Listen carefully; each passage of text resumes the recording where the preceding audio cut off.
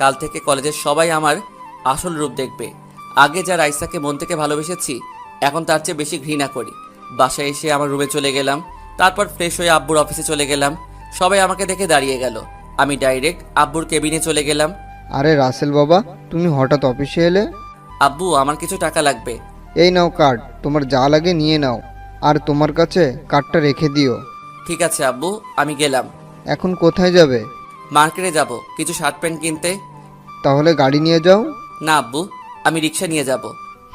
তোমার যেমন খুশি। আচ্ছা, তাহলে আমি যাই। ঠিক আছে, যাও, সাবধানে যাবে। তারপর আমি অফিস থেকে বাইরে এসে একটা রিক্সা নিয়ে মার্কেটে চলে গেলাম। মার্কেট শেষ করে বাসায় চলে আসলাম। তারপর দুপুরের খাবার খেয়ে এসে শুয়ে পড়লাম।